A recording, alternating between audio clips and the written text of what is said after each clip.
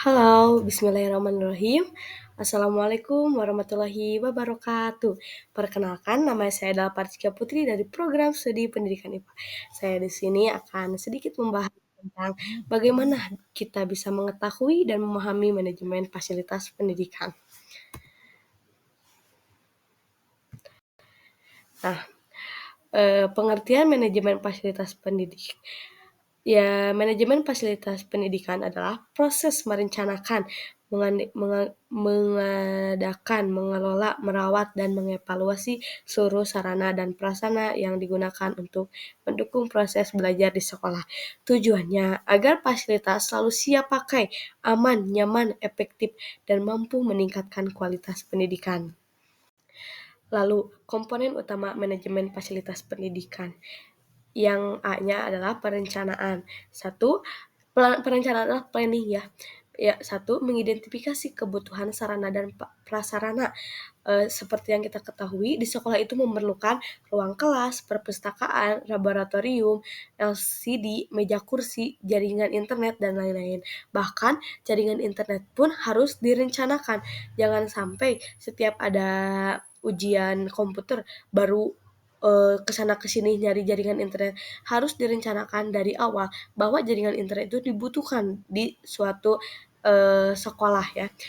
Lalu menyusun anggaran dan prioritas pengembangan fasilitas. Jadi pihak bendahara dan kepala sekolah pihak sekolah dan bendahara harus memanajemenkan anggaran ini buat apa aja, mana yang prioritas untuk sekolah, mana yang kurang prioritas. Kalau ada dana sisa, yang sedikit bukan prioritas tetap ada kalau ada dana sisa. Kalau tidak ada yang prioritas perlu kita kembangkan. Dan yang B, penggandaan. Yang pertama, pembelian, pembangunan atau perbaikan fasilitas sesuai kebutuhan gitu. Jangan sampai membeli sesuatu yang tidak butuh gitu. Nantinya itu akan anggarannya itu akan membengkak gitu. Kemana gitu. Nanti pas mau yang butuh uangnya habis dibeliin yang gak butuh gitu. Jadi harus terencana dulu mana yang harus dibeli, mana yang gak usah gitu ya. Lalu melalui mekanisme yang transparan dan efisien. Jadi misalkan kalau di swasta ada SPP, orang tua juga harus tahu, orang tua peserta didik harus tahu SPP-nya itu dipakai buat apa. Jangan sampai ada yang menyilap uang di sekolah gitu. Masa seorang pendidik seperti itu gitu ya, kan gak enak didengarnya. Yang C-nya adalah perorganisasian. Menentukan siapa yang bertanggung jawab pada setiap fasilitas, kepala sekolah, wakase, sapra, teknisi, guru, dan staf kebersihan. Jadi harus ada organisasinya. Kepala sekolah untuk apa gitu. Di ruang lab harus ada yang jaga siapa gitu. Eh, Kebutuhan kebersihan siapa, yang lainnya itu harus terencana gitu. Lalu membuat aturan penggunaan fasilitas. Misalkan eh, jangan jangan hanya guru gitu yang ada aturannya. Siswa juga ketika di perpustakaan minjem buku 3 hari gitu, jangan lebih dari itu. Itu juga suatu bentuk manajemen. Yang D-nya itu pemanfaatan. Menggunakan sarana dan prasarana sesuai fungsinya gitu. Meja untuk duduk, kursi untuk duduk, meja untuk menulis gitu. Jangan sampai menulis di meja bukan di board gitu. Padahal kan udah disediakan board gitu. Jadi si siswa juga harus tahu ini fungsinya ini fungsinya ini. Nah, jangan sampai juga ada fasilitas sekolah yang digunakan untuk guru yang memerlukan, misalkan eh sound system gitu ya. Sekolah tuh lagi butuh, tapi guru juga ada, kepala sekolah misalkan teh butuh dipakai, dibawa dulu ke rumah. Jangan sampai seperti itu. Itu bukan fungsinya gitu.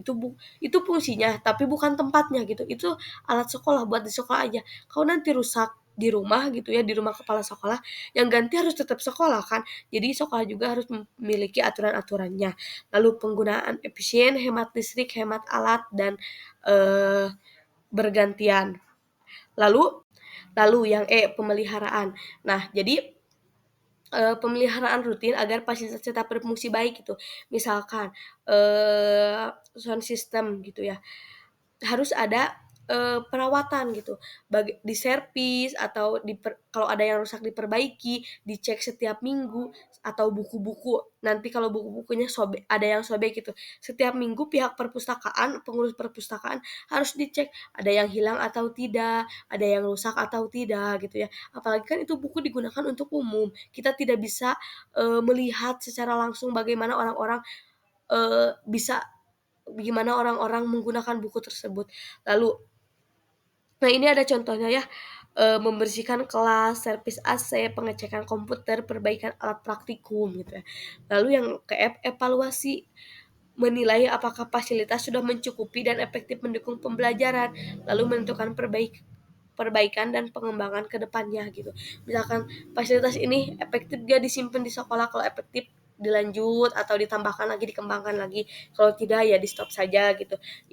Ini perlu gak? Kalau gak perlu simpan aja gitu, jangan dikembangkan. Kalau ada yang perlu, kalau, papan tulis udah rusak, perlu diganti gitu kan, itu, terbentuk dalam manajemen juga gitu. Lalu selanjutnya, tujuan manajemen fasilitas pendidikan.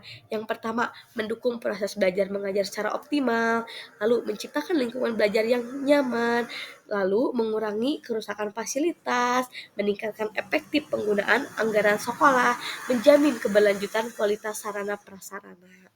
Mungkin cukup sekian yang bisa saya sampaikan. Wabillahi taufiq wal hidayah. Wassalamualaikum warahmatullahi wabarakatuh.